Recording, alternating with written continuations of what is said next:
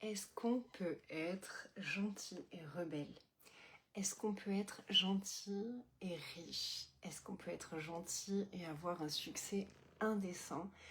Est-ce qu'on peut être gentil et se faire respecter? Si tu t'es déjà posé ces questions-là, bienvenue pour ce live, ma merveille. Ici Anaïs en direct sur mon profil Facebook. Je suis super heureuse d'avoir cette conversation avec toi. Si tu me rejoins, fais-moi un coucou, évidemment. Si tu me regardes en replay, fais-moi un coucou aussi. Ça me fait toujours super plaisir de savoir que tu es là. Et puis, depuis le temps qu'on se connaît, un petit coucou, ça fait toujours plaisir.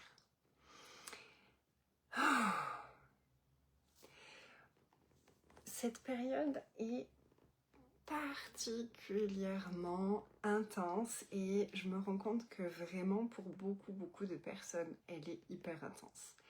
On est challengé dans plein de façons d'être, plein de visions de nous.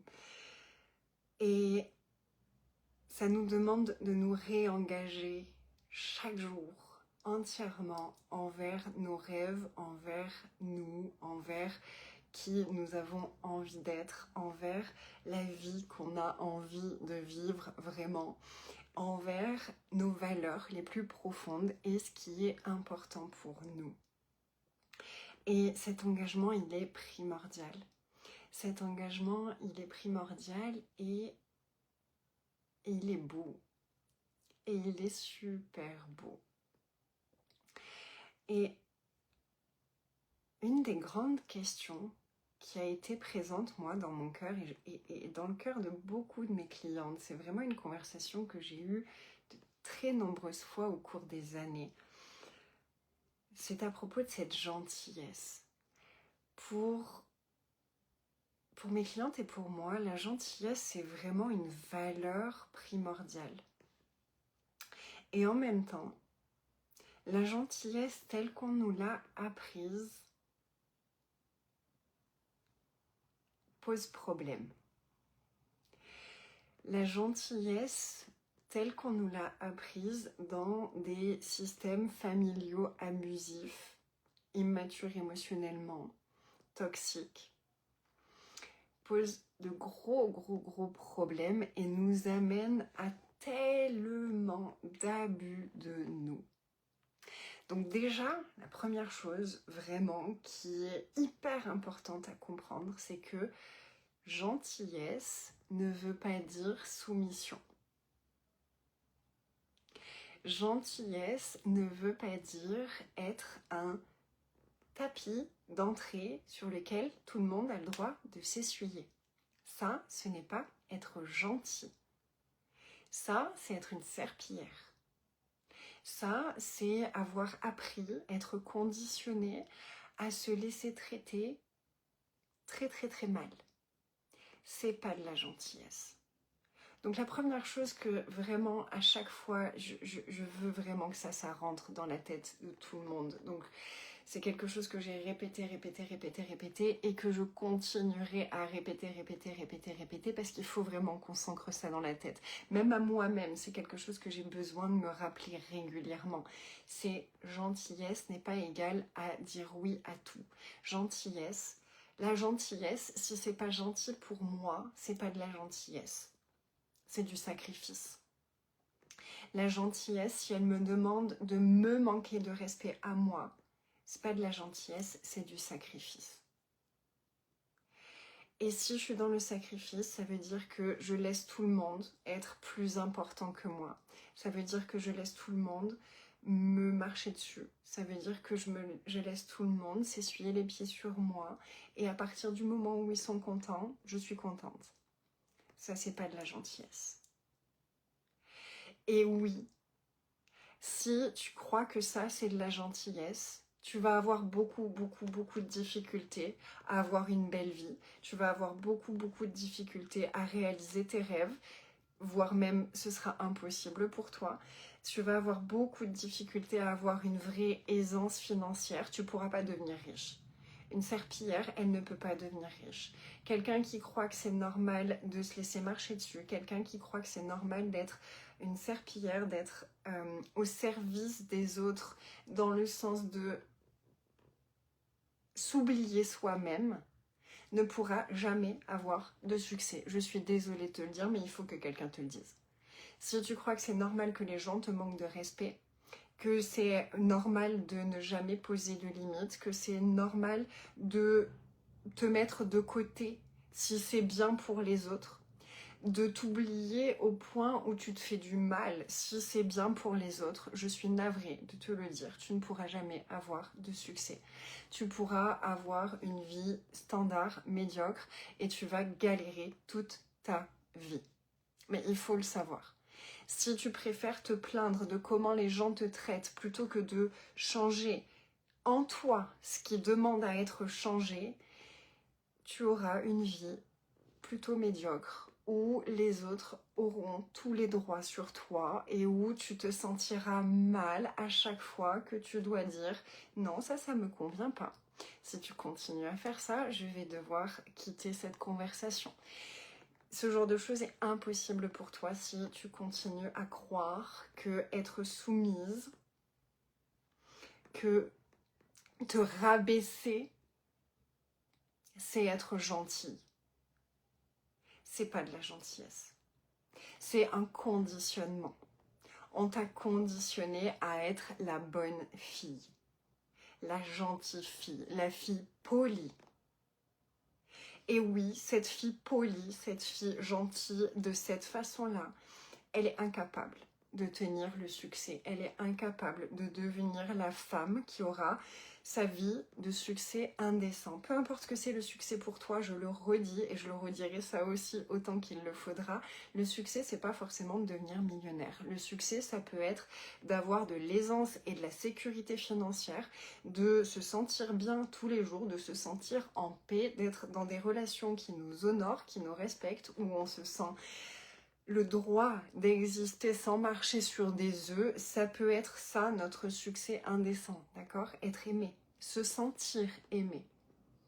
Rien que ça, rien que se sentir aimé. Et on peut se sentir aimé même sans être en couple. On peut se sentir aimé même sans quelque chose d'extérieur. C'est une sensation intérieure. Et je crois que ça, c'est le plus beau cadeau qu'on puisse s'offrir au monde. Se sentir en paix, se sentir aimé, se connecter à notre plaisir et se connecter à nos vrais oui et à nos vrais non. Ne pas savoir dire non, toujours dire oui, ce n'est pas de la gentillesse. C'est un manque de respect envers toi-même. Et c'est que tu as été conditionné, on t'a appris que être gentil, c'est t'oublier au profit des autres. Et si ça résonne pour toi, c'est que tu as grandi probablement avec des personnes soit très immatures émotionnellement, soit carrément toxiques. Et grandir avec des personnes comme ça nous pré-programme d'une façon qui est assez catastrophique. Et qui nous éloigne tellement de notre vie luxuriante, de notre potentiel de luxuriance, réellement. La luxuriance, qu'est-ce que c'est? C'est cette profusion de belles choses dans notre vie. C'est cette verdoyance, cette...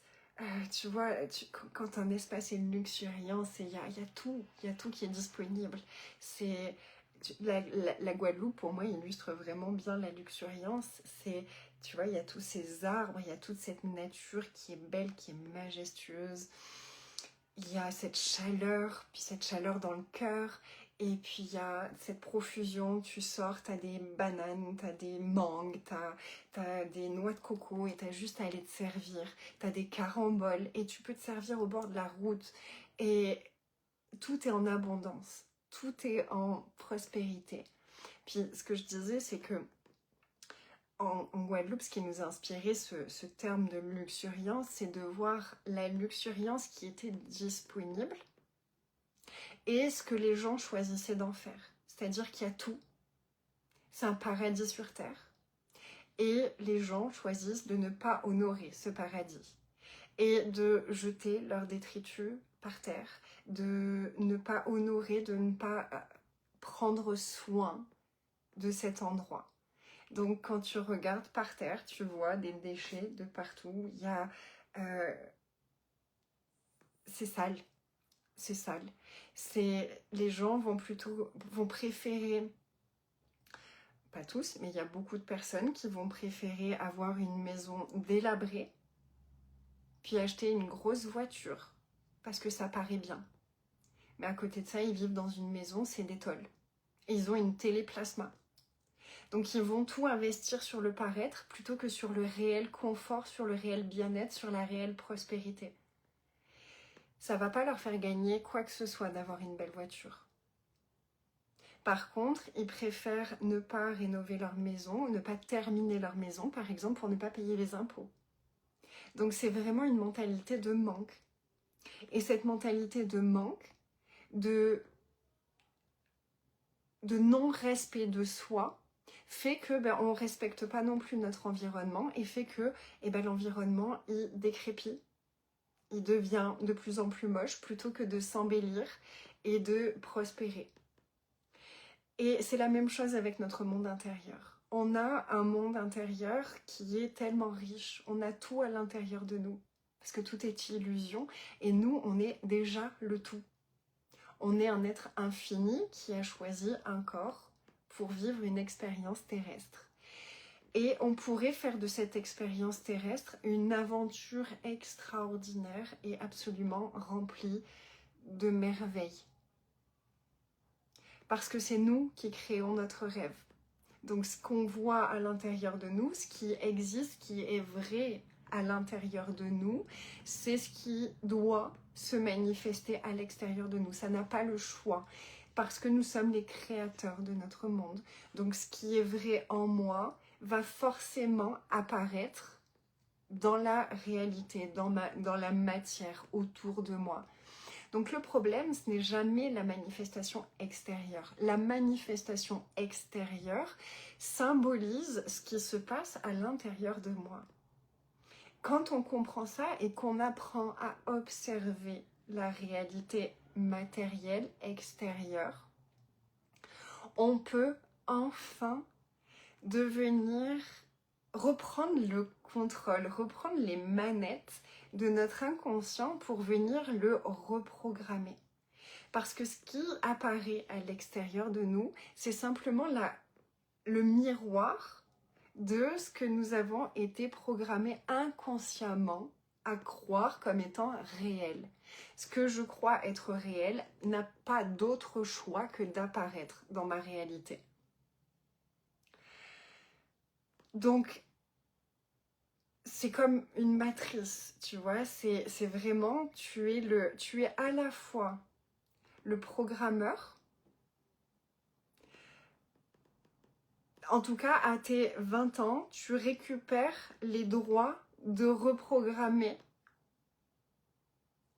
ton inconscient.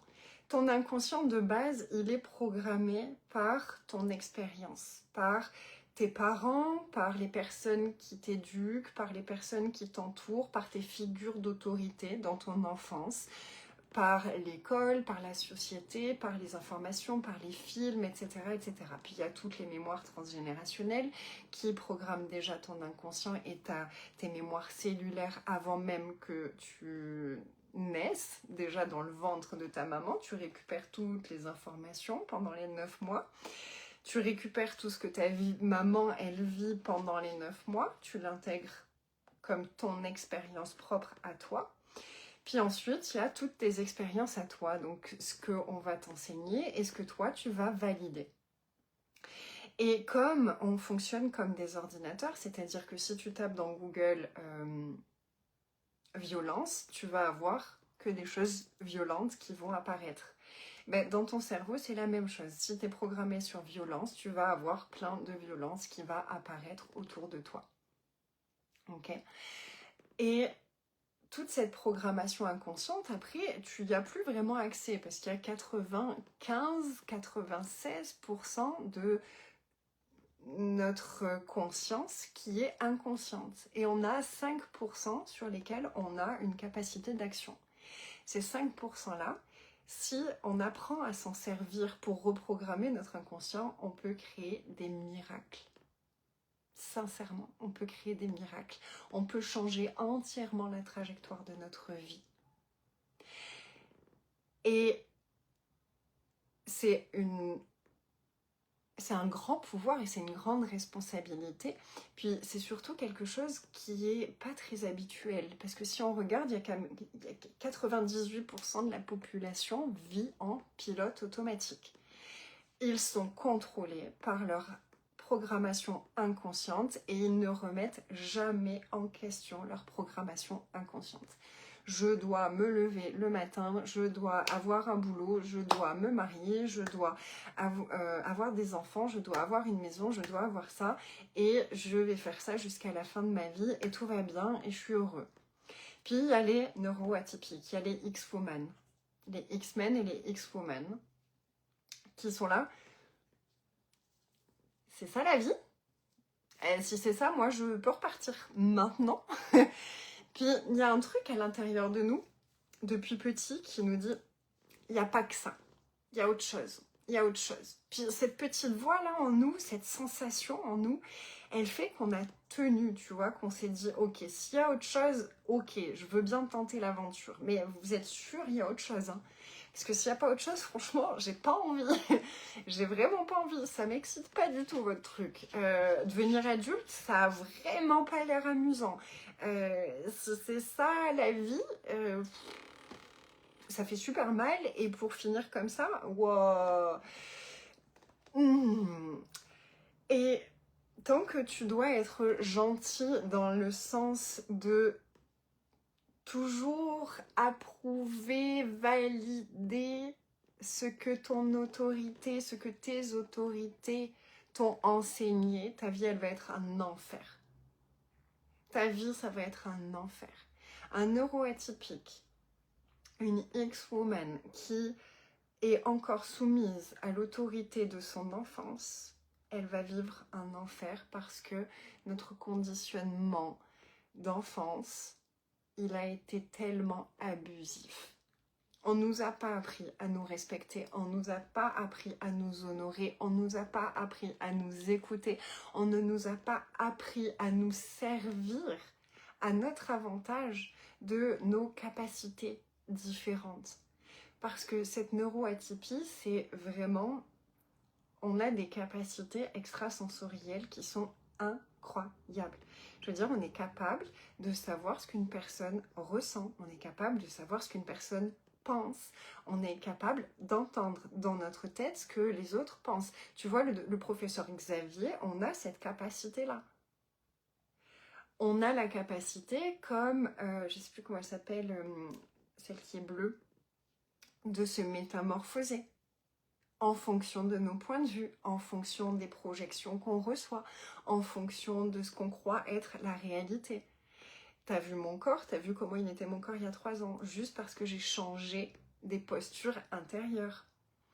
Anthony m'a aidé à remettre en question des choses que mes autorités d'enfance m'avaient fait entrer par la force dans mon inconscient, que j'étais terrorisée d'aller remettre en question parce que il m'avait fait peur. Il m'avait fait très peur. Et que dès qu'on touchait à ces croyances-là inconscientes, mon inconscient, il était en mode alerte, danger, ça, il faut pas aller y toucher.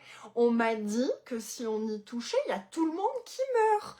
On m'a dit que si on y touche, ça va faire mal aux gens que j'aime. On m'a dit que si on y touche, papa et maman, ils vont mourir. On m'a dit que si on y touche, c'est moi qui suis le monstre, donc tout le monde va voir que je suis un monstre parce que lui, il m'a fait du mal. Et que quand il m'a fait du mal, il m'a dit que c'était à cause de moi qu'il m'avait fait du mal et que si les gens savaient qu'il m'a fait du mal à cause de moi, eh ben, ils sauraient que je suis dégueulasse. Et du coup, mon inconscient, il était en alerte de ouf. C'était en mode warning, warning, warning, ça, il faut pas y toucher. Alors que c'était le truc qui détruisait ma vie. C'était les croyances qui détruisaient ma vie. Et ça m'a demandé d'acquérir énormément de puissance intérieure, d'acquérir des outils mentaux, parce que je suis une hypercérébrale. Moi, j'ai besoin de comprendre. Donc mes clientes, généralement, c'est des personnes qui ont besoin, elles aussi, de comprendre et à qui on a toujours dit arrête de demander pourquoi. Le pourquoi, ça fait juste tourner en rond et le pourquoi, ça sert à rien. Je suis désolée, le pourquoi, c'est ce qui m'a aidé, moi, à sortir de mes traumas. Pourquoi j'ai réagi comme ça, c'est ce qui m'a aidé à évoluer. Si je m'étais jamais posé la question de pourquoi j'ai réagi comme ça, pourquoi j'ai choisi ça, pourquoi j'ai choisi le mec qui était pas bien pour moi, plutôt que de choisir le mec qui était bien. Tu sais, j'avais les deux choix. Pourquoi j'ai choisi le mauvais gars, celui qui en avait absolument rien à foutre, qui était pas du tout honorant, alors que l'autre, je sais, je le sens, il était honorant et j'ai pas choisi lui. Pourquoi? Mais c'est parce que je me suis posé ces questions-là que ma vie, elle a pu évoluer. Et puis nous, on nous a appris, non, faut pas poser de questions. Et il faut surtout, surtout ne jamais remettre en question l'autorité. L'autorité a dit ça, c'est ça. Puis alors, moi, je suis vraiment quelqu'un, j'aime respecter les règles. C'est important pour moi. J'aime la justice, j'aime respecter les règles, j'aime les notices, j'aime suivre les choses. Quand j'achète quelque chose, ou même un médicament ou quoi, je suis le genre de personne qui va lire la notice pour savoir comment on utilise le truc, etc., etc. Parce que j'aime respecter les règles. Donc pour moi, respecter l'autorité, c'était évident. Et dans ma gentillesse, c'était une évidence qu'on respecte l'autorité. Mais quand l'autorité, elle est abusive, tu dois avoir la capacité de te rebeller contre ça. Parce que sinon, l'autorité abusive, elle va dégouliner sur toi, elle va te faire te sentir moche d'être toi. Tout ce qui ne convient pas à l'autorité abusive à propos de toi, donc le fait que tu la remettes en question, l'autorité abusive, elle n'aime pas ça. Donc si tu dis non mais ça c'est pas gentil, l'autorité abusive, elle te dit c'est toi qui es pas gentil. Moi je suis pas gentil. Oh pardon. Ah. Et bim, et tu vois, j'illustre bien là avec mon corps parce que vraiment c'est ça qui fait notre corps, c'est ah je suis pas gentille, pardon, ah j'ai pas respecté les règles, pardon, et si en plus on se fait taper sur les doigts, on se fait punir à chaque fois qu'on ne respecte pas les règles abusives de l'autorité abusive, ça peut fracasser quelqu'un. Ça peut réellement fracasser quelqu'un intérieurement. Donc déjà, comme je l'ai partagé dans mon article, si tu n'as pas encore lu mon article, je suis vraiment fière de ce que j'ai écrit. Tu peux me demander le lien, je te remettrai le lien en commentaire. J'ai écrit un article sur Substack où je partageais vraiment qu'une des clés quand on est neuroatypique, quand on est des X-Women, c'est de comprendre que un mensonge, ça va forcément nous faire vriller. Si tu te sens mal à l'intérieur de toi, si tu as des grosses émotions qui te submergent avec beaucoup de violence ou tu as envie de te faire du mal, c'est pas normal. Et c'est pas parce que tu as une maladie ou une neuroatypie. C'est pas parce que tu es TDAH, c'est pas parce que tu es peu importe quoi. C'est pas ça. Même si les médecins vont tous te dire que c'est ça. Puis vraiment, au cours des 15 années où j'ai donné des formations dans le monde entier avec Anto, on a eu des psychologues qui sont venus dans nos formations, on a eu des médecins qui sont venus dans nos formations et qui nous ont dit « Waouh, waouh, merci, ça ouvre tellement de prise de conscience, ça ouvre tellement de choses qui n'étaient pas expliquées par la science et par la médecine. » D'accord? Donc, en tant que neuroatypique, ce qui nous fait vriller, c'est le mensonge, c'est la confusion. Dès qu'on revient dans la vérité, dès qu'on revient dans la clarté, c'est fini la violence. C'est fini la torture intérieure. C'est fini les questions de masturbation mentale et machin. Et on peut à nouveau être dans la vie, dans la création, dans la paix, dans l'expansion. Donc sortir de la survie, ce qui nous maintient en survie, ce sont les mensonges auxquels on continue à croire. Ce sont les confusions dans lesquelles on nous maintient et auxquelles on nous interdit de nous clarifier. Mais une personne abusive, elle a intérêt à nous maintenir dans la confusion parce que c'est ça qui lui donne le pouvoir et qui lui permet de continuer à se nourrir de nous. Si tu veux en savoir plus sur le fait de se nourrir de nous, j'ai fait un post à propos des succubes. Je compare les pervers narcissiques à des succubes. Apparemment, pour les hommes, on peut dire des incubes. Je ne connaissais pas ce terme-là. Mais ils se nourrissent de notre énergie. Tu peux aller voir ça sur mon profil. Tout est disponible sur mon profil. Ils se nourrissent de notre énergie. Ils se nourrissent de notre confusion. Donc eux, leur intérêt, c'est de nous maintenir dans la confusion. Donc ils vont nous donner une information et puis une information contraire. Donc ils vont nous dire qu'on est gentil, puis en même temps, ils vont nous dire qu'on n'est pas gentil. Et puis nous, on est là, mais du coup, je suis gentil, je suis pas gentil. Et ça nous fait écarter les yeux, on est un peu comme Sid.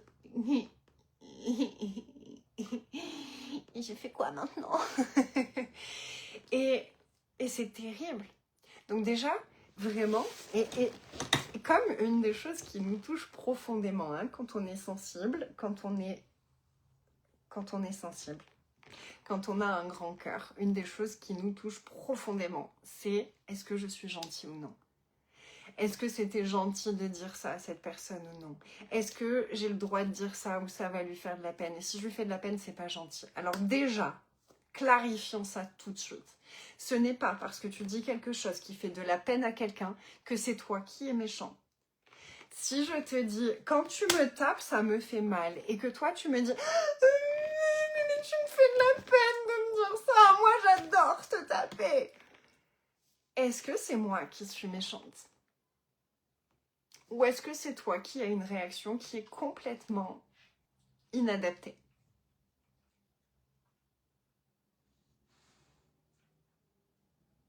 Et observe un petit peu dans ta vie. Combien de fois on t'a fait ce genre de choses? Toi, tu dis, oh, j'aime pas ce que t'es en train de faire, et l'autre, il te fait, mais t'es méchant, hein. Ah, mais t'es tellement méchant. Moi, je croyais que t'étais gentil.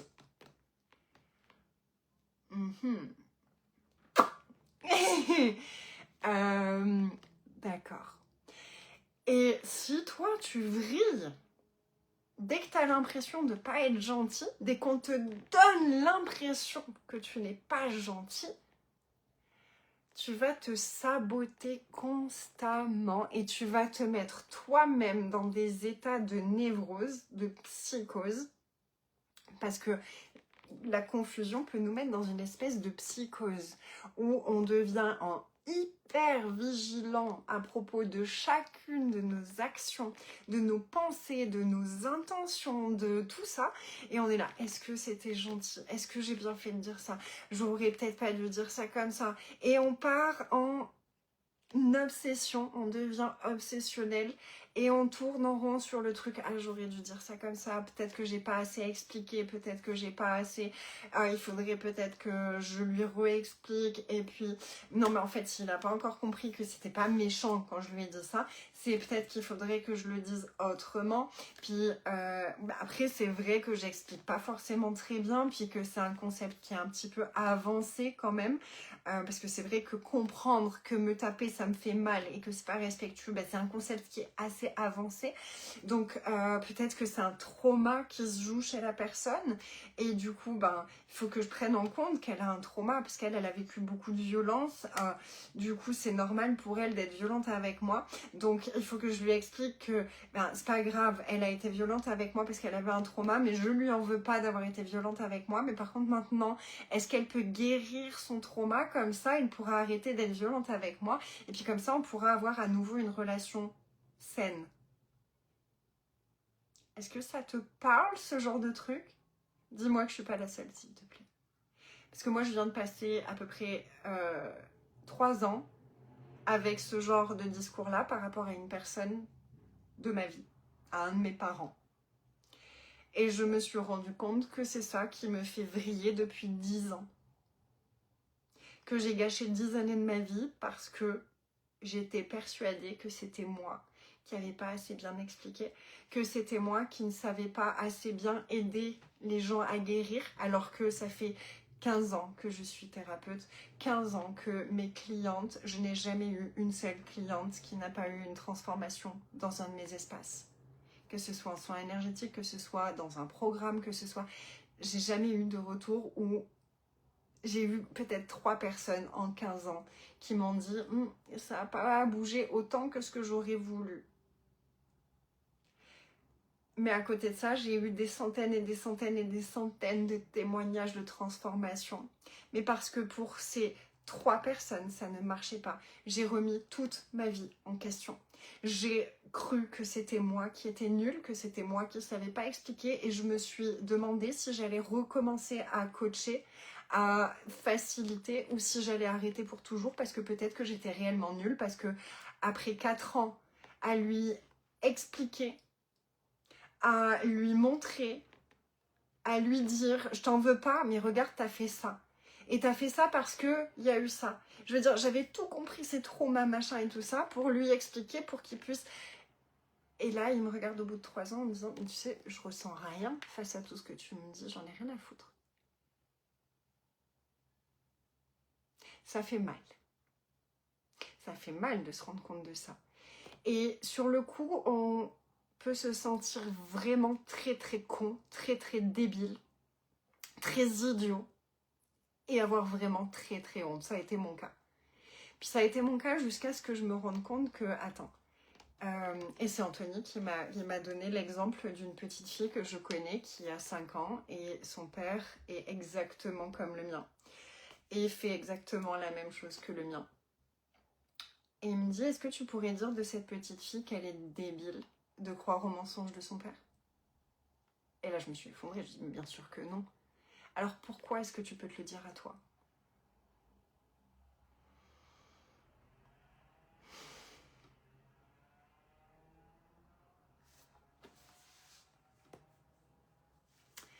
Pardon ma petite chérie.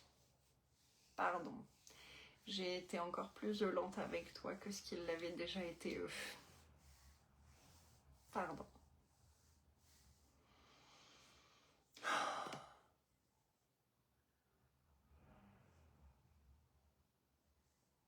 Parce que moi, on m'avait appris qu'être gentil, enfin cette personne-là, du coup, m'avait appris qu'être gentil, c'était ne jamais lui faire de peine. Et c'était justifier toute sa perversion et justifier et excuser toute sa perversion par les traumas qu'il a vécus dans son enfance. Trauma que j'étais la seule à avoir entendu déjà quand j'avais 10 ans. Donc déjà enfant, je portais le poids de ces traumas d'adulte. Et j'étais la seule à croire à ce qui lui était arrivé. Et quand moi, je lui ai raconté mes traumas à moi, il a été le premier à me dire, tu sais, il y a beaucoup de gens qui ont été violés et en fait, on se rend compte après qu'ils n'ont pas réellement été violés. C'est juste qu'ils se sont racontés l'histoire parce que d'autres personnes autour d'eux l'ont vécu et du coup, comme on est en pâte, ils ont senti que c'était eux qui l'avaient vécu. Il a essayé de me tordre le cerveau de... en fait, les souvenirs, je me rappelle, mon corps se souvient. Je veux dire, je ressens dans mon corps ce qui s'est passé. Mais ça m'a fait douter pendant 3 ans. Pendant 3 ans, j'étais là. Peut-être que je me raconte des histoires. Peut-être que ces souvenirs-là, ils sont truqués. Peut-être que c'est mon cerveau qui veut... Donc j'ai dû développer tout un process pour savoir écouter, est-ce que c'est vrai ou pas? Qu'est-ce qui est vrai? Qu'est-ce qui est vrai? Qu'est-ce qui est vrai? Et si c'est quelque chose qui t'intéresse, ça, le process que j'ai développé pour arriver à clarifier, dis-le moi si c'est quelque chose qui pourrait t'intéresser. Je peux vraiment créer quelque chose à propos de ça pour t'aider toi aussi si tu as des choses où tu te demandes est-ce qu'il s'est passé ça ou est-ce qu'il s'est passé ça ou est-ce qu'il s'est passé ça. Dans tous les cas, ça, c'est ce qu'on va explorer dans Luxuriance Experience. Toutes ces choses-là, c'est ce qu'on va aller développer développer, intégrer, libérer, transmuter et transcender dans Luxuriance Expérience. Mais t'imagines comment ces personnes, elles sont capables de te faire vriller toi juste pour elles ne pas se remettre en question. Et en plus te dire que c'est toi qui es méchante parce que tu essayes de les faire se remettre en question. Donc j'ai passé 3 ans à m'excuser, à dire je comprends que tu as souffert, je comprends. Regarde, c'est parce que tu as vécu ça que tu as fait ça. Puis du coup, si tu comprends que tu as fait ça parce que ça, eh ben, tu vas pouvoir faire autrement. Et que j'ai pu voir que, en fait, il savait très bien ce qu'il faisait. Il savait très bien ce qu'il faisait. Mais il y avait ma petite fille intérieure qui était là, non, il sait pas. Il sait pas, il voulait pas me faire de mal, il est gentil. Il est gentil, c'est pas possible. Donc la gentillesse, c'est vraiment un gros sujet. Et c'est vraiment quelque chose que je trouve hyper important de déconstruire. Déconstruire qu'est-ce que j'ai cru être la gentillesse qui en fait ne l'est pas. J'ai cru par exemple, tu vois, moi, là je vais te donner des exemples, et puis c'est pour t'inviter à ce process-là, parce que c'est une contemplation que je t'invite à faire toi, pour toi, avec toi-même, là ce soir, de te poser avec toi et de regarder, tiens, c'est vrai, tiens, qu'est-ce que j'ai considéré comme de la gentillesse que, en fait, c'est pas de la gentillesse. Tu vois, moi, une des choses que je croyais être de la gentillesse, c'était de pas dire aux gens les choses négatives. On m'avait appris que ça, c'était de la gentillesse. Donc, si j'avais quelque chose de négatif à dire à quelqu'un, un reproche, je bloquais, je figeais, je n'arrivais pas à le dire. Alors que mon instinct naturel aurait été de le dire, je n'y arrivais pas. Puis ça a été quand j'étais en Suisse. C'est une de mes collègues qui m'avait fait un cadeau, mais tellement énorme. J'ai encore énormément de gratitude pour elle à chaque fois que j'y pense. J'avais une de mes collègues qui travaillait avec moi. Moi, j'étais la seule qui travaillait toute la semaine. Puis j'avais pas mal de responsabilités parce que du coup je travaillais là, j'étais à temps plein, j'étais la seule à temps plein et j'étais très sérieuse, je suis quelqu'un de très sérieux et qui a une grande éthique professionnelle. Donc ma chef, elle a commencé à me prendre un peu comme une assistante et à me donner plus de choses à faire. En plus, je suis très rapide, du coup, j'avais fini assez rapidement mes tâches normales et donc elle pouvait me redonner plus de travail au fur et à mesure. Et du coup, par contre, moi, j'avais des choses où j'avais besoin de faire du suivi. Donc, parfois, quand j'avais des collègues, j'étais contente qu'elles se lèvent pour aller au desk, pour accueillir les étudiants qui venaient. Je travaillais à l'école hôtelière de Lausanne, pour accueillir les étudiants, pour répondre à leurs demandes du quotidien. Comme ça, moi, je pouvais travailler sur les choses, sur mes dossiers un peu, qui me demandaient un peu plus de concentration. Et elle le savait, donc ça se passait super bien. Puis il y a une période où une de mes collègues, d'un coup, je la voyais, tu vois, elle me disait pas, mais dès qu'il y avait un étudiant qui arrivait, même si elle voyait que j'étais en train de travailler, que j'étais super concentrée sur quelque chose, elle restait à côté et puis elle était en mode je fais semblant de pas voir, je fais semblant d'être occupée et je vais pas au desk. Et j'étais là, mais... Puis un jour, 2 jours, et ma patience, tu vois, elle est pas très... je suis pas une patience immense. Je suis très patiente et en même temps je suis très impatiente. C'est un paradoxe assez particulier chez moi. Et ça commençait à bouillonner en moi, ça commençait à m'agacer, ça commençait à m'énerver. Puis j'avais pas envie de m'énerver sur elle parce que je l'aimais bien et elle était gentille. Et puis moi aussi je suis gentille, donc je pouvais pas m'énerver sur elle parce que c'est pas gentil de s'énerver sur elle. Et du coup j'en parle à une autre de mes collègues et je lui dis écoute, en ce moment ça me perturbe un peu, notre collègue elle fait ça. Et puis ma deuxième collègue, elle m'a fait un cadeau. Elle m'a regardée, elle m'a dit... Puis alors avec un naturel, j'ai adoré, parce qu'elle aussi, elle était super gentille. C'était vraiment... J'avais toute une équipe qui était super gentille de toute façon. Et là, avec tout son naturel et toute sa spontanéité, elle me regarde, elle me dit Anaïs, c'est pas avec moi qu'il faut que t'en parles, si t'as quelque chose à lui dire, si t'as quelque chose avec elle, il faut que tu lui en parles et que tu lui poses la question. Puis ça m'a vraiment fait un peu. Oui. Oui, en effet. Donc tout de suite, j'ai envoyé un petit email à la collègue parce qu'elle n'était pas là ce jour-là. Donc je lui envoie un petit message, je lui dis je sais que tu es là jeudi, j'aimerais parler avec toi. Est-ce qu'on pourrait aller boire un café jeudi pendant la matinée? Mon Dieu, j'étais en panique, je tremblais, j'avais l'estomac tout noué, j'avais le plexus tout noué. Je rentre à la maison, je dis à Anthony, oh là là, il va falloir que j'en parle à ma collègue. Il me dit, bah oui, bah c'est logique. Oui, je sais, c'est super bien, mais l'angoisse. Et le jeudi arrive, et puis juste avant, on devait aller boire le café après la pause, donc je rentre à la maison pour manger, je me revois, j'étais aux toilettes juste avant de repartir et d'aller boire le café avec elle pour lui parler de ce truc-là. Et tous les scénarios dans ma tête, c'était des scénarios catastrophes. À chaque fois que je m'imaginais lui dire, ça partait en agressivité, ça partait en méchanceté, ça partait en... Et je t'ai mais non, moi je l'adore, j'ai juste envie de comprendre qu'est-ce qui se passe, j'ai juste envie de parler avec elle et de comprendre, de clarifier. J'ai pas envie de lancer une guerre. Pourquoi c'est que Pourquoi j'ai l'impression que ça va forcément être une guerre? Et du coup, j'étais aux toilettes et puis j'étais là, bon... Archange Gabriel, parce que c'est l'archange de la communication. Archange Gabriel, est-ce que tu peux guider mes mots, s'il te plaît? Est-ce que tu peux me guider pour avoir cette conversation-là et qu'elle soit la plus productive possible et qu'elle soit la meilleure pour cette personne, pour moi et pour nous, tu sais, comme les bonhommes allumettes. Parce que j'aime beaucoup cette personne, je la respecte, je la trouve gentille, je suis gentille, j'ai pas envie de... J'ai envie que ça se passe bien en fait et j'ai envie que ça remette de la légèreté dans notre relation. Donc Archange Gabriel, merci, est-ce que tu peux guider ma communication, blabla. Et là instantanément je vois plein de scénarios et de façons d'amener les choses qui étaient beaucoup plus fluides, beaucoup plus légères. Je fais mais oui bien sûr évidemment. Et en fait ça c'était juste un conditionnement parce que dans ma famille, parler, dire quelque chose, faire une remarque, c'était forcément une guerre.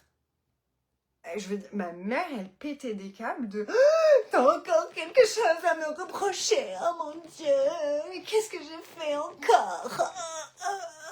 Donc quand t'as une personne qui réagit comme ça, quand toi tu veux parler à la personne parce que tu l'aimes, que tu lui fais confiance de pouvoir évoluer et que tu te dis si quelque chose me fait du mal, que cette personne elle-même, elle normalement elle a envie de savoir comment améliorer les choses, que moi ça me fait mal pour qu'on puisse s'aimer plus, tu vois. Comme avec Anthony, je sais que et à un moment, je l'avais oublié, ils avaient réussi à me faire vriller là-dessus, mais je sais qu'Anthony, s'il me fait une remarque ou une réflexion, c'est pas pour me rabaisser.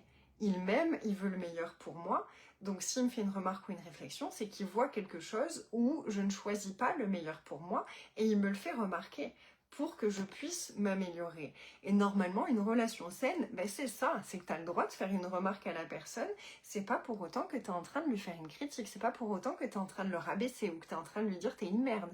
Non, c'est je vois ce truc-là que tu pourrais améliorer et on en parle ensemble et on peut grandir ensemble. Et avec Anthony, c'est sur ça qu'on avait basé notre relation. Quand on s'est rencontrés, quand on était en Suisse, on avait vraiment cette conscience, on avait pris conscience de la puissance des mots, notamment avec les accords Toltec. Et du coup, quand on s'entendait l'un l'autre dire un mot qui n'était pas... Genre moi j'avais une expression, c'était « Ah, ça tue !» Puis on était là, si on regarde la résonance des mots, ça tue, c'est pas forcément pour dire que c'est génial, c'est pas forcément l'expression la plus positive possible. J'ai pas forcément envie de donner l'information à mes cellules chaque jour, ça tue. Qu'à chaque fois que quelque chose est génial, ça tue.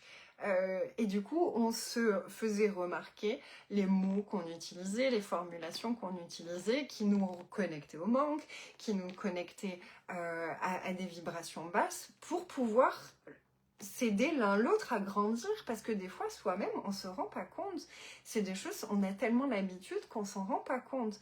C'est pour ça qu'avoir un mentor avec nous c'est super puissant. Puis finalement avec Anto on était devenus le mentor l'un de l'autre et notre propre mentor, on savait qu'on allait dans la même direction, donc c'était hyper porteur. Derrière, ils m'ont fait douter, ils m'ont fait rentrer en parano par rapport à Anto, parce qu'on commençait à voir des vérités que eux ils voulaient absolument cacher. Ils ont été prêts à me fracasser, à fracasser Anto, à fracasser notre couple, pour que la vérité ne ressorte jamais pendant 10 ans. Donc il y a des personnes qui sont vraiment pas gentilles. Et du coup, refuser de regarder les comportements méchants pour ne pas juger la personne, c'est à nous-mêmes qu'on fout 2 bâtons dans les yeux pour ne pas voir la vérité.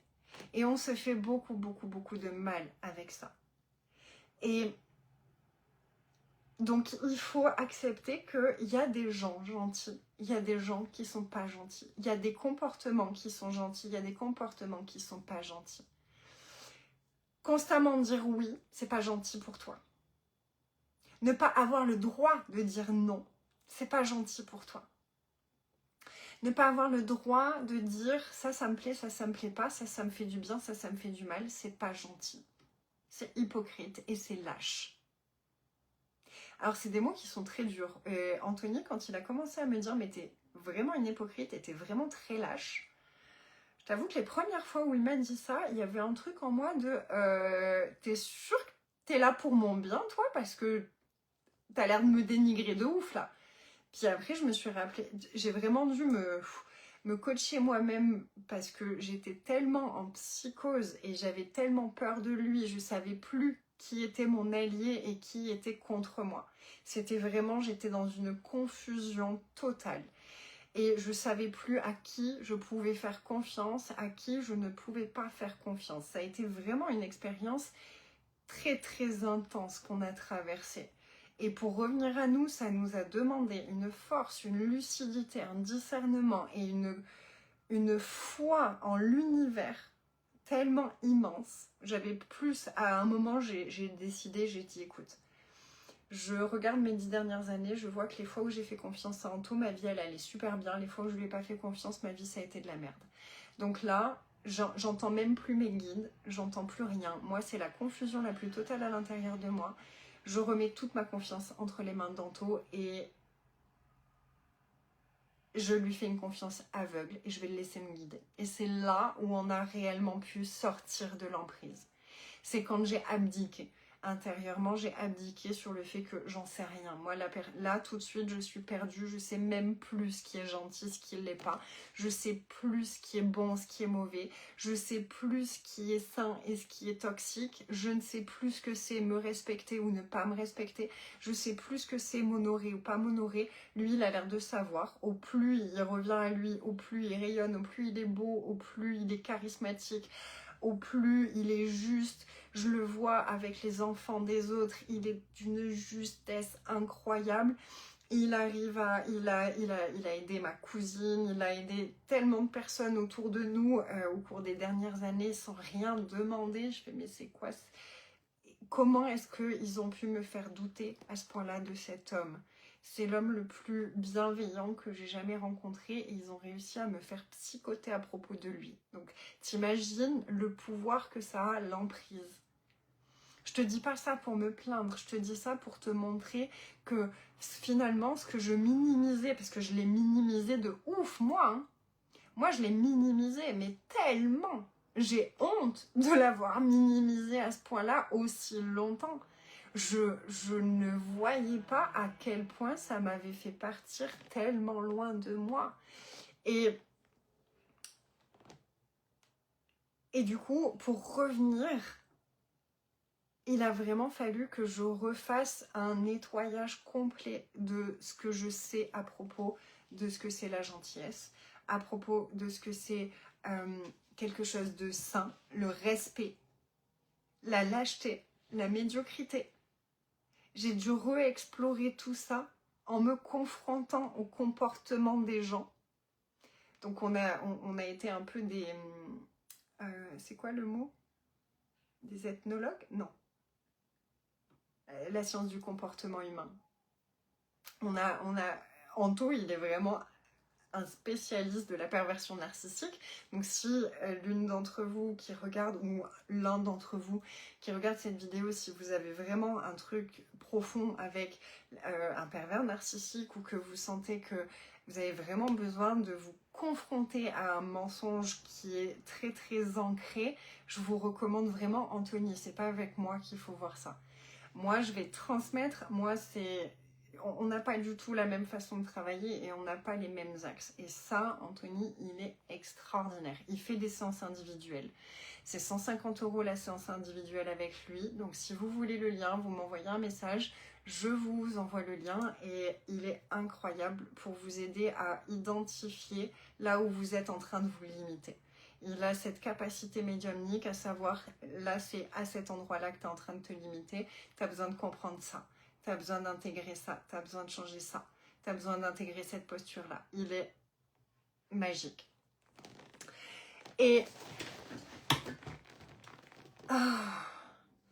il a vraiment fallu que je lâche mon ego qui me disait mais non, mais moi je sais que ces personnes elles m'aiment, moi je sais que ces personnes elles sont gentilles au fond d'elles, parce que mon ego il était persuadé que ces personnes là elles étaient gentilles au fond, que c'était pas vrai, que elles étaient comme moi, parce que regarde, moi j'étais devenue toxique parce que j'avais des traumas et des peurs et que j'arrivais pas à aller les regarder.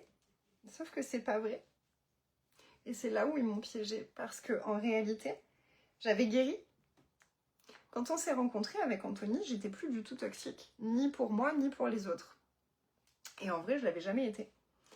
Si, je l'étais toxique pour moi. J'étais toxique pour moi, mais pas pour les autres. Pour moi, j'étais toxique. Puis avant de rencontrer Anthony, j'avais appris à m'écouter. J'avais appris à me respecter. J'avais appris à dire stop. J'avais envoyé chier mon violeur. Sans savoir, je me rappelais pas qui m'avait violée, mais j'avais eu une opportunité de me retrouver face à lui. Il a réessayé d'abuser de moi. Et j'ai dit non. Moi, ça, c'est pas, ça m'intéresse absolument pas, ça, avec toi. Et puis après, j'avais pu reparler avec lui. Je me suis mise en sécurité. Donc, il y avait eu un truc. Depuis, je m'étais retrouvée face à différentes situations où j'étais en danger à Paris. Et où j'étais toute seule, et où en fait l'univers il a mis sur mon chemin. Je me rappelle une fois où j'étais dans le métro, c'était le soir tard, je travaillais au Crillon à ce moment-là, à l'hôtel de Crillon, puis je rentrais à la maison. Moi j'habitais à la Défense, donc je sortais à Puteaux, j'habitais, donc juste avant la Défense. Et donc je prends le métro, puis il y avait un gars chelou dans le métro, et au moment où je sors, le gars chelou il me suit. Puis je vois, tu vois, il me suit moi, je sens, c'est moi qu'il est en train de suivre. Je commence à flipper ma race. Et à cette époque-là, mon réflexe, c'était, quand je me sentais en danger, c'était de me tourner vers mon père. Puis là, j'étais là, ben, mon père, il peut pas m'aider, hein, il est pas là. Et je me suis tournée vers mon autre père, tu vois, vers l'univers. Et il y avait un truc de, oh, il faut m'aider, il faut me protéger là. Et je sors du métro, j'étais un peu en panique, j'étais là, bon, il faut pas qu'il me suive jusqu'à la maison, en fait, je veux pas qu'il sache où j'habite, je vais me sentir en danger sinon. Et je priais, et j'arrive à un endroit et je vois un groupe de gars dans l'escalier qui descendait.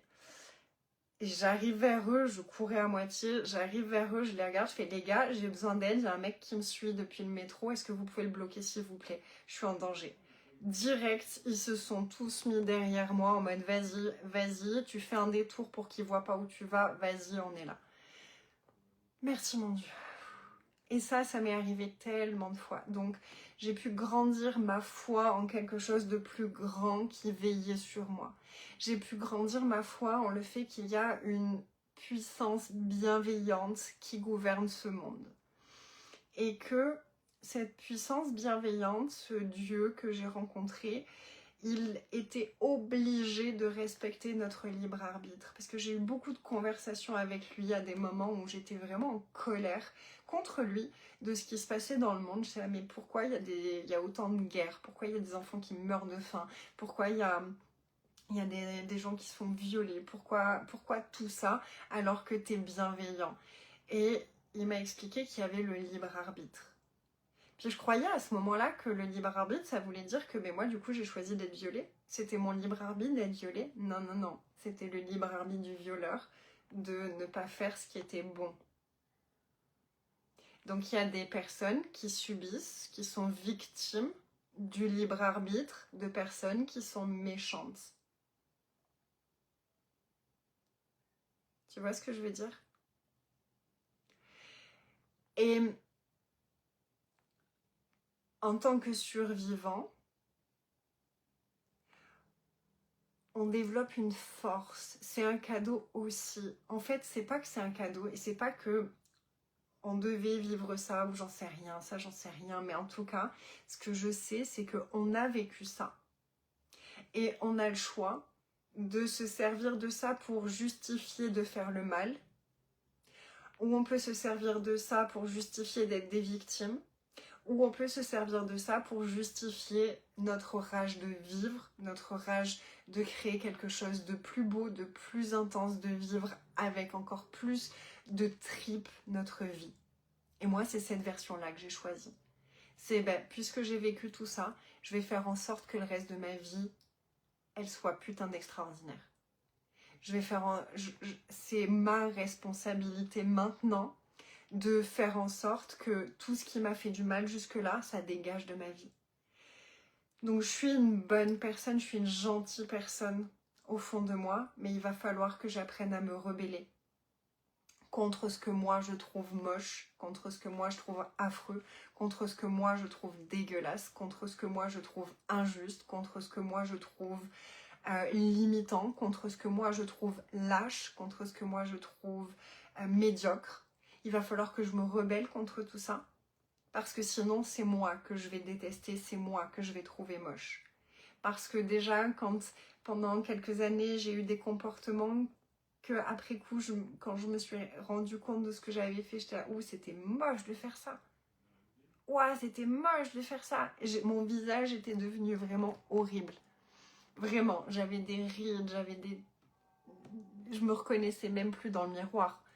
Et là, au plus je me rebelle contre toutes ces choses-là, au plus j'accepte ce que moi je trouve moche, et ce que moi je trouve beau, et ce que je choisis du coup dans ma vie, et les personnes que je choisis dans ma vie, au plus je reviens à ma beauté. Et c'est ça, Rebelle.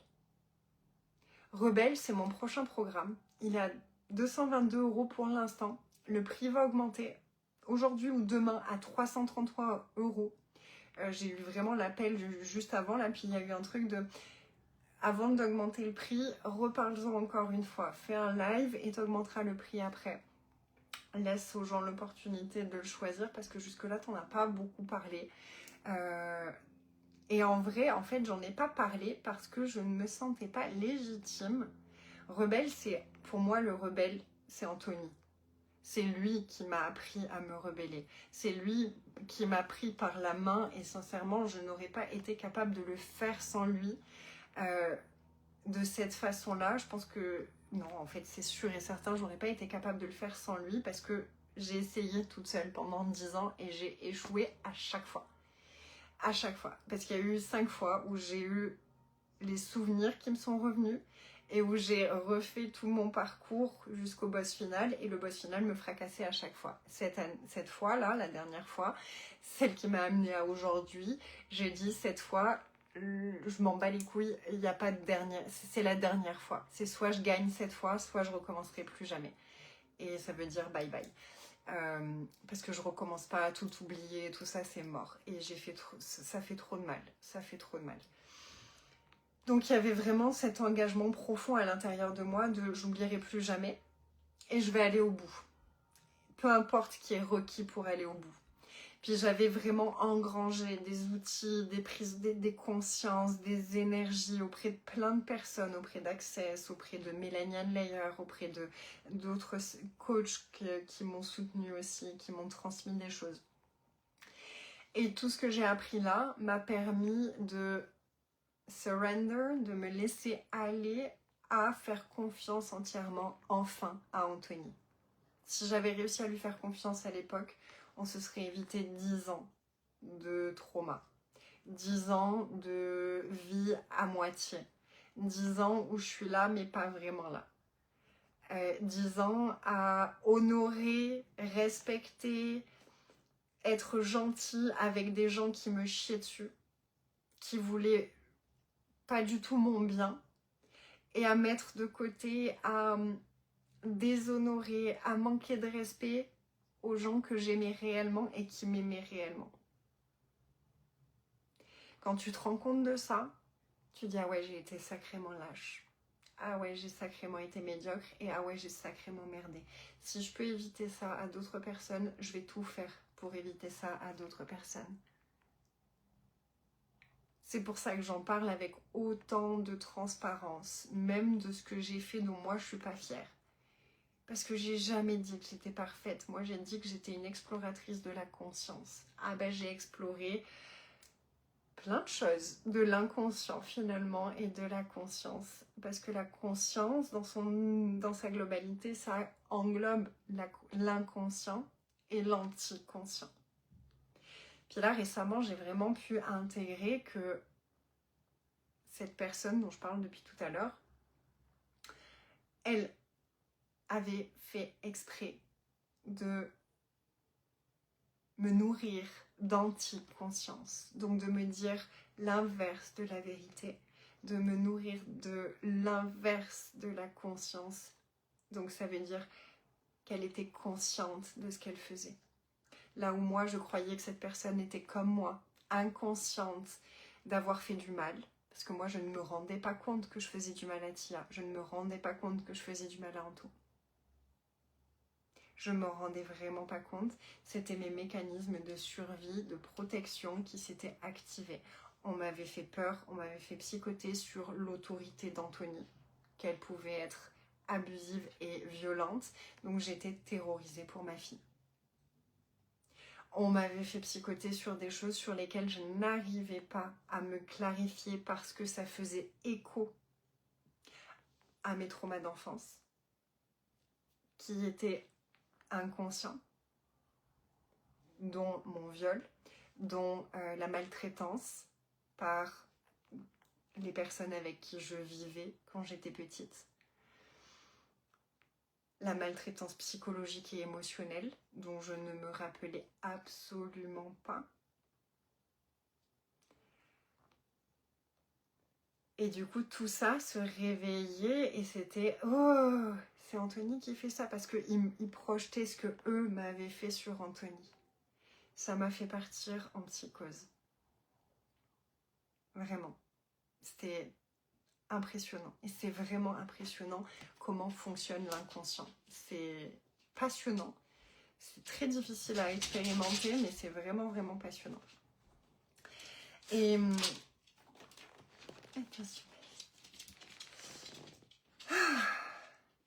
Et voilà, et là ça fait du bien d'être de retour à moi, de revenir à mon intelligence, d'arriver à structurer ma pensée. J'arrivais même plus à structurer ma pensée. Voilà le pouvoir de l'emprise. C'est qu'un post comme j'ai fait hier et aujourd'hui, j'en ai même fait 2 en 2 jours, j'ai halluciné. J'ai fait 2 carousels que je trouve pépites. Même si je suis pas fan de l'écriture que j'ai mis sur celui d'hier, il n'est pas assez lisible, donc je suis en train d'améliorer. Mais des posts comme ça, que j'ai écrit en 4 heures ce matin, celui d'aujourd'hui, que je viens juste de poster, juste avant de venir faire le live, donc tu l'as peut-être pas encore vu. À propos justement, je me sers des photos de Ginny et Georgia, je sais pas si tu as vu la série, mais cette série, elle m'a vraiment remué les tripes quand je l'ai vue, parce que c'est tellement toxique. La relation qu'elles ont, puis c'est tellement bien fait parce qu'il y a à la fois ce côté très romancé où il y a un côté presque la mère c'est une héroïne, alors qu'en réalité c'est exactement ce que fait le pervers narcissique, il se fait passer pour le héros alors qu'il est toxique à mort. Georgia, elle est toxique à mort. Elle a tué le mec parce qu'il avait à toucher sa fille. Alors dans le fond, et c'est là où c'est très subtil, parce que ça fait remonter en nous la part de protection, de putain mais oui, mais moi aussi je serais prête à faire ça. Oui, mais derrière, déjà t'as d'autres choix. Puis c'est surtout derrière, si tu le fais, est-ce que tu vas le faire porter à ton enfant? Puis en fait, Georgia, c'était pas la première fois qu'elle faisait ça. Elle avait déjà tué quelqu'un, son beau-père. Donc, et là, d'un coup, elle se sert du fait que... Oui, mais c'est pour Ginny que j'ai fait ça. Et derrière, elle fait porter le poids de ce qu'elle a fait à Jimmy toute sa vie. Puis je t'explique tous les processus que j'ai fait. Enfin voilà, tu iras voir le post, il est vraiment bien fait. Mais ce genre de pensée structurée, je n'y arrivais même plus quand j'étais sous emprise. Donc l'abus émotionnel, l'abus psychologique, c'est terrible à quel point ça nous fait devenir l'ombre de nous-mêmes. Et je vois tellement de belles personnes qui, même quand elles rayonnent d'une certaine façon, sont encore les ombres d'elles-mêmes, que ça me fait mal au cœur. Vraiment, ça fait mal au cœur. Et pour moi, la luxuriance de notre vie, c'est d'aller nettoyer toutes ces poubelles qui nous empêchent de nous approprier pleinement notre vie, de nous approprier pleinement notre monde intérieur et la création, l'embellissement de notre monde extérieur. Donc ça va nous demander d'aller reconnecter vraiment à la foi, au fait de tout recevoir, aux anges, à l'univers, comprendre comment fonctionne la réalité, comment fonctionne l'inconscient. Dans Luxuriance Expérience, je vais vous enseigner à observer la réalité pour en extraire vos croyances inconscientes pour pouvoir reprogrammer votre inconscient pour que votre réalité matérielle vienne naturellement à vous de façon beaucoup plus luxuriante. Tu vois, tant que ton inconscient il est programmé sur les poubelles, tu vas avoir de plus en plus de poubelles dans ta vie. Quand tu commences à te servir des poubelles pour déprogrammer ton inconscient, les poubelles, elles dégagent de l'intérieur de toi et du coup, c'est des belles plantes, c'est des belles graines que tu vas aller planter et que tu vas aller arroser. Donc pendant 10 mois ensemble, on va enlever toutes les mauvaises herbes de ton monde intérieur et planter les graines de ta vie luxuriante, de ta vie de succès à toi. Et pendant 10 mois, on va aller mettre de l'engrais, arroser, accueillir, laisser l'espace, apprendre à laisser l'espace. J'aime bien l'image de si tu plantes ta graine, que tu l'arroses, que tu lui as mis l'engrais, que tu as fait tout ce que tu avais à faire, si tu tires dessus tous les jours pour voir si elle a commencé à pousser, elle ne poussera jamais. Donc il y a aussi cette notion d'apprendre à faire confiance, trust the process. Et donc c'est toutes ces choses-là qu'on va aller explorer ensemble pendant 10 mois. Puis je vais te guider à identifier les croyances inconscientes que les parents, parce que vraiment ce qu'on a identifié, c'est que tous les parents toxiques, abusifs, émotionnellement immatures ou pervers narcissiques utilisent les mêmes stratagèmes et les mêmes projections, les mêmes jugements pour nous coincer et nous mettre à leur service, pour faire en sorte que être à leur service soit plus important que honorer notre propre vie.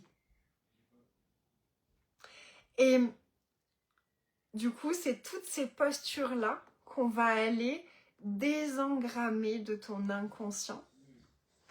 Et on va aller observer, prendre connaissance, faire la paix avec les postures dans lesquelles ils t'ont demandé de ne jamais être parce que ça les dérangeait eux.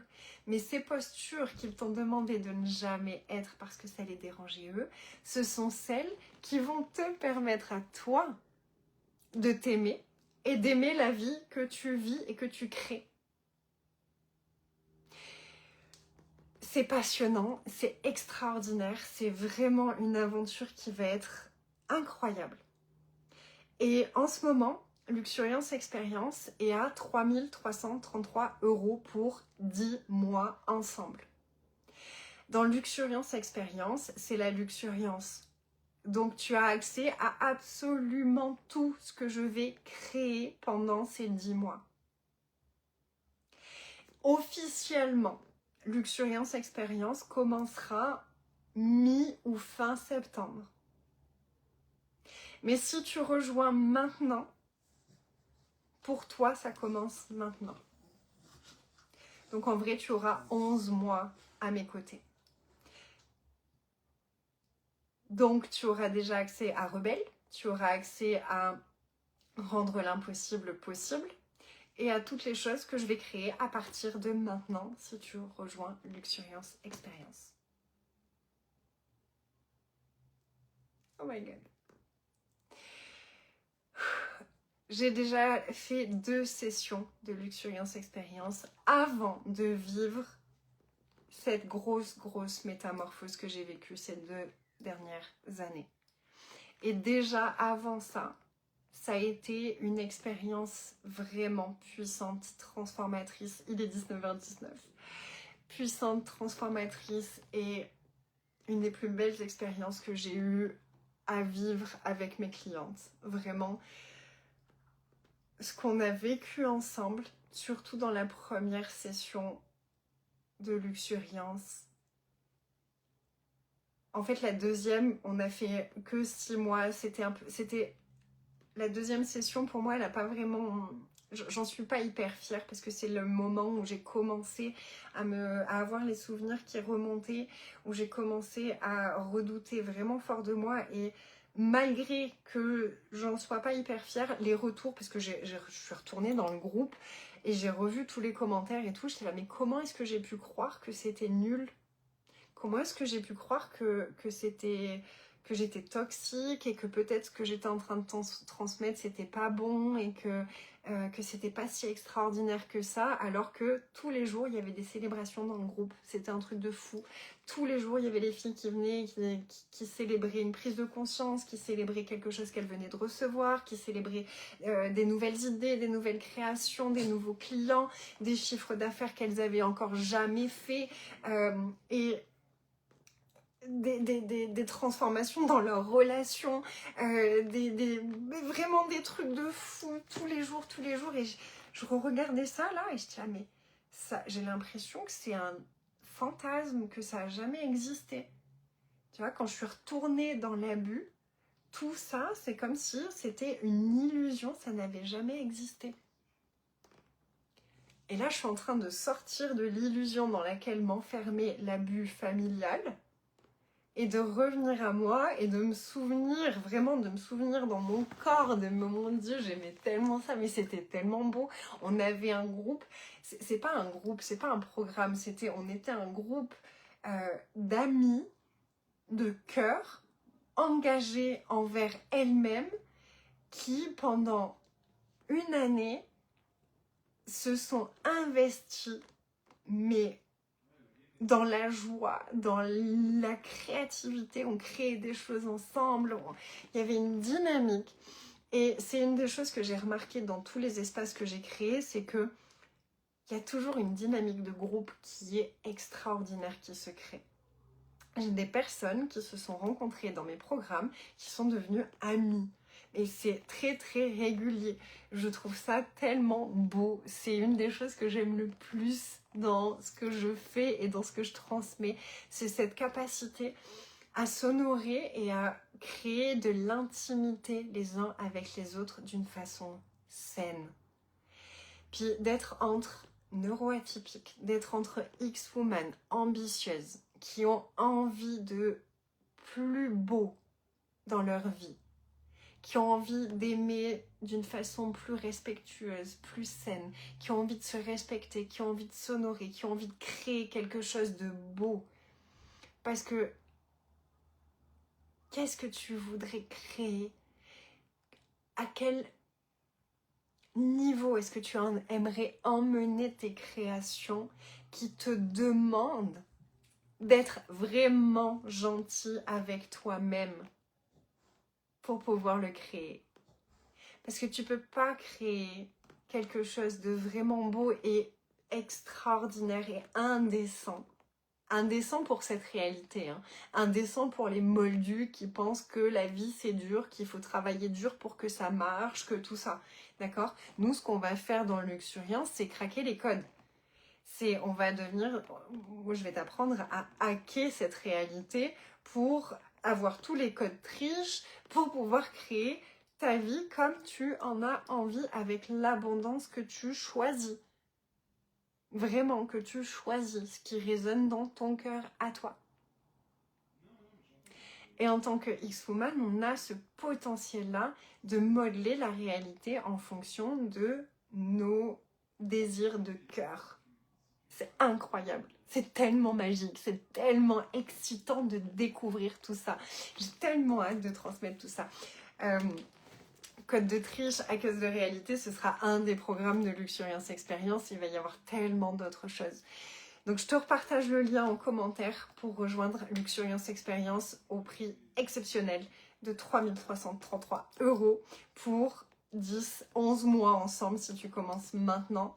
Donc ça fait même pas 333 € par mois, sachant que quand je vais vraiment annoncer les dates, etc., qu'on va commencer officiellement la cohorte de Luxuriance, le premier prix ce sera 4 500 € et le prix...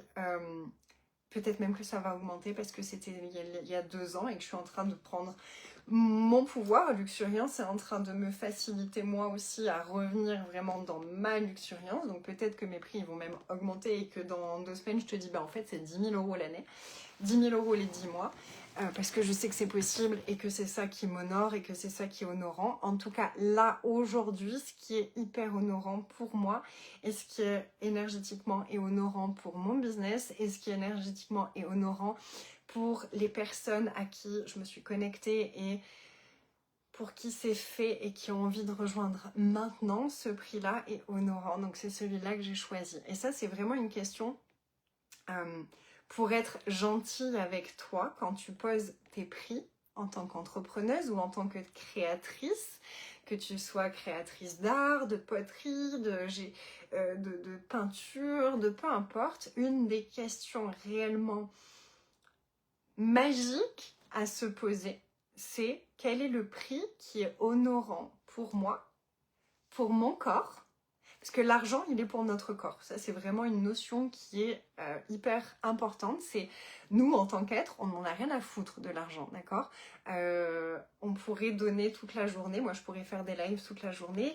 Si j'avais pas besoin d'argent pour acheter à manger, pour déménager d'ici, pour quitter cette maison et pour aller dans un endroit qui sera honorant pour mon corps, pour me mettre en sécurité et mettre ma fille en sécurité, j'en aurais rien à faire de l'argent.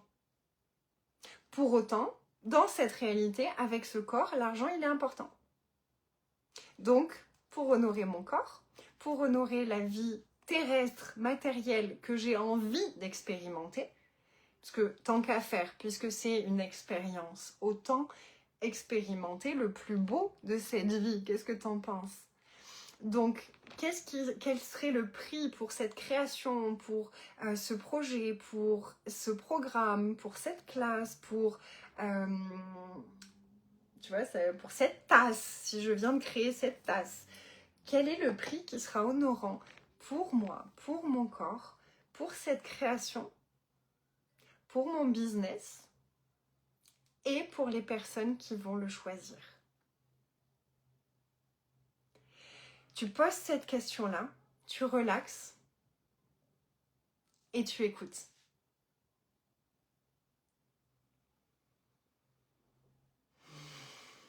Et ensuite, tu as juste à faire confiance. Tu as juste à faire confiance. Et ça, c'est ce que, tu vois, enlever le brouhaha qui t'empêche de t'écouter, enlever tout ça, c'est ce qu'on va faire ensemble. C'est ce qu'on commence déjà à faire ensemble dans l'immersion offerte en ce moment. L'immersion offerte Back in the Game. Donc si tu n'es pas encore inscrite, je t'invite à nous rejoindre. Je vais bientôt annoncer les 3 prochaines dates pour les 3 derniers soins énergétiques de cette immersion. Ça a été l'immersion la plus chaotique que j'ai jamais facilitée de ma vie. J'ai annoncé aucune date jusqu'à aujourd'hui. Ça a été très très chaotique. Mais là, je vais annoncer les 3 dernières dates. On va se retrouver sur Zoom.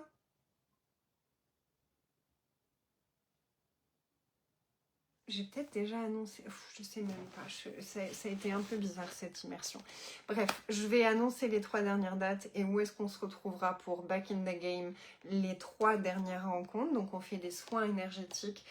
On a le premier soin énergétique, on a nettoyé notre chakra racine et en fait on a fait un chakra à chaque fois tout en ayant des conversations autour des sujets qui remontaient à ce moment-là pour commencer à retrouver déjà une sérénité émotionnelle, pour relâcher certaines peurs, pour relâcher certaines pressions qui étaient trop grosses. Ok, donc tous les replays sont disponibles.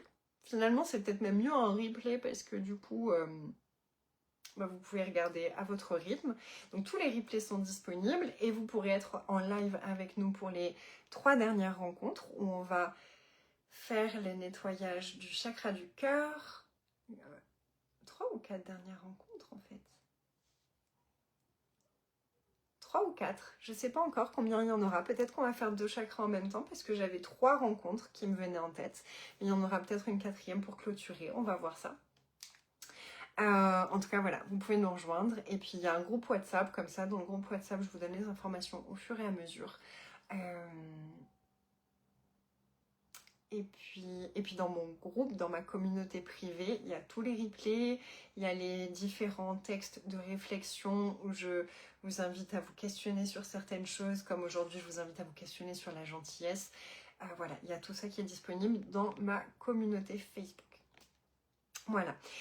Comment vous vous sentez avec cette conversation? J'ai oublié de vous demander, mais si cette conversation, elle résonne avec vous, ça serait une immense contribution pour moi que vous mettiez un petit commentaire. Si vous étiez en direct et que vous avez mis des commentaires et que j'ai pas répondu, en fait, je ne vois aucun commentaire depuis tout à l'heure. Donc, c'est pas que je vous aime pas, c'est juste que j'ai pas vu de commentaires. Donc, j'ai juste continué à parler. Et peut-être que je les verrai quand je vais raccrocher le live. Et dans ce cas-là, je vous répondrai tout de suite après. En tout cas, je vous aime et merci d'être ici. Ça me fait tellement plaisir d'être connectée avec vous. Je vous sens dans mon cœur, je vous sens énergétiquement. Et ça, c'est puissant. Et ça fait du bien. Et ça, je vous aime tellement fort. Donc si cette conversation, elle a résonné pour vous, je vous invite à la partager autour de vous, à taguer aussi des personnes qui vous pensez spontanément dans les commentaires, mais partagez, commentez, likez, mettez des cœurs, mettez vraiment, ce serait une super contribution pour moi parce que l'algorithme avec, même pas l'algorithme, je sais pas, j'ai cette sensation, c'est une sensation que pour l'instant j'ai pas encore réussi à rebasculer, mais cette sensation d'être invisible. Et ça m'a un peu rassurée aujourd'hui. J'ai vu un post de Sarah Trigo que j'aimais énormément. Je te fais d'énormes bisous si jamais un jour tu regardes cette vidéo, ma belle Sarah. J'ai vu ce post de Sarah qui disait qu'elle aussi, elle se sentait hyper impuissante face aux algorithmes en ce moment, que la visibilité, elle n'est pas top et tout ça, mais j'ai la même sensation. Donc peut-être que je vais faire aussi un nettoyage, une soirée à propos de ça pour aller nettoyer énergétiquement. Qu'est-ce que vous en pensez? Est-ce que ça vous parlerait? Parce que c'est hyper lourd cette sensation d'impuissance face à l'algorithme. Puis j'ai vraiment vu même une coach que j'adore, que j'ai suivie pendant un moment, qui est australienne. Et elle a l'habitude d'être virale carrément, hein, avec ses reels et tout ça. Et c'est vraiment une créatrice de contenu et une coach. Et même elle disait, je pensais jamais dire ça, mais en ce moment, il faut créer plein de vidéos et de posts chaque jour pour avoir une chance d'être visible, parce que les petits nouveaux, ils créent tellement, ils sont encore plus créatifs que nous, que si on veut se démarquer, il faut créer encore plus. J'étais là, waouh, même elle a cette sensation d'impuissance face à la visibilité et à l'algorithme. Oh, ok, il y a vraiment un gros truc qui se joue. Alors moi, j'avoue que là, j'ai connecté avec Substack et cette application me fait du bien. Elle apaise quelque chose en moi. Donc j'ai écrit un premier article dessus. Je mettrai le lien en commentaire aussi si tu veux aller le voir. Mais il y a vraiment un truc énergétiquement, je trouve. Donc on va faire une soirée aussi à propos de ça. très bientôt. Ce sera aussi inclus dans Luxuriance Experience. Puis si tu veux avoir l'info, que ça t'intéresse, que tu as envie de faire cette soirée-là, dis-le moi en commentaire si c'est quelque chose, si vous êtes plusieurs à être intéressés. On va faire ça. On va faire une petite soirée pour aller bouger énergétiquement cette sensation d'impuissance et d'être invisible et d'être perdu au milieu de la foule et que il y a très peu de chances d'être vu au milieu de la foule parce que ça aussi c'est qu'une illusion. Et déjà, ah mais non mais en fait je crois que ça va être, ouais, parce que je suis en train de préparer les transmissions de rendre l'impossible possible. Et ouais, ça me semble très connecté à ça, rendre l'impossible possible. Donc si c'est quelque chose qui te parle, je t'invite à rejoindre Rendre l'impossible possible parce que on va avoir un nettoyage à propos de ça dedans. Ouais, ça va être bon ça. Ouh. Et pour l'instant, Rendre l'impossible possible est à seulement 49 €. Donc si tu veux rejoindre que ça, tu peux aussi. Et puis peut-être que le prix va augmenter une fois que tous les enregistrements seront faits. Parce que ça va être grandiose. Je suis en train là de peaufiner pour vraiment vous faire quelque chose de structuré comme j'aime, avec le plus concis, structuré, précis et puissant possible. C'est vraiment mon objectif avec ce programme, on va dire. Et j'ai trop hâte de commencer à enregistrer. Ça n'a pas encore été, j'ai pas encore eu le déclic d'enregistrer. Pour l'instant, je peaufine ce qui va être à l'intérieur. Il y a déjà des personnes qui ont rejoint cette expérience-là. Donc si tu veux rejoindre ça, tu es la bienvenue. Si tu as déjà rejoint, que ce soit Rebelle, que ce soit Rendre l'impossible possible, ou que ce soit Stop à l'abus, et si tu as envie de rejoindre Luxuriance, tu m'envoies un message en privé et ce que tu as déjà payé pour les autres choses sera déduit de Luxuriance Experience, tout simplement. Parce que tout est inclus à l'intérieur. Donc voilà. Voilà mes merveilles, je vous remercie pour votre présence, merci pour vos commentaires, merci pour vos partages, merci pour vos petits cœurs, merci de m'aider à craquer les codes de l'algorithme. Oh, et puis, si t'as un oui pour Luxuriance Experience, oh my god, on va passer une année de ouf ensemble. J'ai tellement hâte, j'ai tellement hâte. Oh my god. Et voilà. Je vous aime fort, je vous embrasse fort, je vous souhaite une belle soirée. On se retrouve très vite, peut-être dans Back in the Game, peut-être ici en direct ou au travers de mes posts, de mes reels et tout ça et tout ça. Je vous aime très fort. Et ouais, si vous tombez sur mes posts, si vous tombez sur mes reels et si vous appréciez ce que je partage, même si vous n'avez pas l'habitude, vraiment, c'est une super contribution pour les créateurs en ce moment de leur mettre des petits likes et même juste un emoji en commentaire, ça booste la visibilité et ça fait vraiment une énorme différence pour nous quand on met notre cœur à créer des choses et qu'on voit qu'il y a de l'interaction, c'est vraiment, ça fait du bien au petit cœur. Et c'est pas de l'ego, c'est vraiment le petit cœur, ça lui fait du bien de savoir qu'il fait pas tout ça pour rien, parce que derrière un post, il y a des fois des heures de travail. Derrière une vidéo, il y a du temps passé à faire des montages, à faire tout ça. Donc juste un petit cœur, juste un petit emoji, juste un petit... C'est vraiment, et pas que pour moi, je parle vraiment pour tous les créateurs. Moi j'essaye, dès que je vois des trucs passer de créateurs, j'essaye d'interagir le plus possible. Ces derniers temps, je l'ai moins fait parce que j'étais moins présente sur les réseaux, parce que vraiment j'avais besoin de me retrouver moi et de revenir à moi.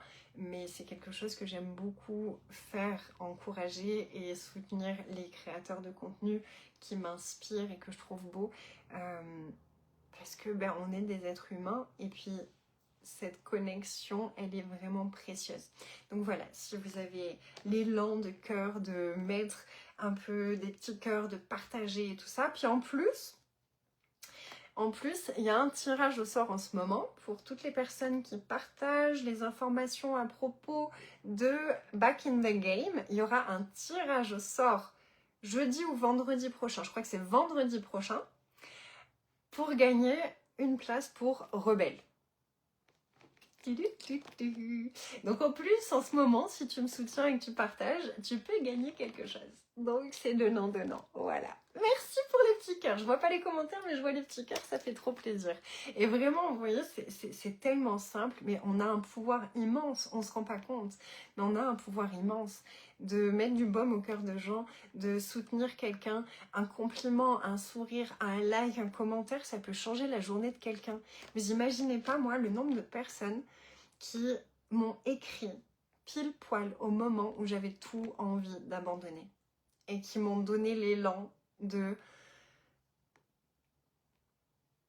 reste dans ton cœur ma chérie, reste dans ton cœur ma chérie. Ça m'est arrivé tellement de fois. Vous avez été, pour certains d'entre vous, des petits anges terrestres qui sont venus pile au bon moment, au moment où j'en pouvais plus, au moment où mon cœur était fatigué, au moment où mon cœur avait tellement mal qu'il avait envie d'abandonner, et puis pouf, il y a un petit ange terrestre qui arrivait et qui me disait oh, Anaïs, merci pour ta vidéo. Anaïs, les questions que tu viens de poser, c'est mes questions favorites. Anaïs, je te suis depuis des années et j'ai jamais fait de programme avec toi, mais ça a changé ma vie et je voulais te remercier. Anaïs, merci. Ou juste un petit like, ou juste un petit commentaire. Ou même des fois, ça a été des périodes où j'avais l'impression que mes vidéos, elles étaient tellement pourries, où j'avais l'impression que ça servait à rien ce que je faisais, où je me sentais minable parce que j'étais en train de retraverser toutes ces énergies d'emprise. Et puis, il y avait une personne qui venait me mettre en commentaire « Oh, ta vidéo !» C'était exactement ce que j'avais besoin d'entendre. Et là, mon petit cœur, ça lui a redonné un souffle, un élan, un élan de « Allez, on continue, on s'accroche, rappelle-toi que c'est possible. » Ça me donnait un petit rappel de ce qui est possible et c'est tellement précieux. Donc, je vous remercie de tout mon cœur. Et sachez que vos commentaires et vos likes, ils sont jamais inaperçus dans mon monde et vous recevez une gratitude immense à chaque fois que vous interagissez avec mes publications, avec mes stories, avec tout ça. Donc merci, merci, je vous aime, je vous aime tellement fort. Je vous souhaite une magnifique soirée et à très vite mes merveilles. Bye bye.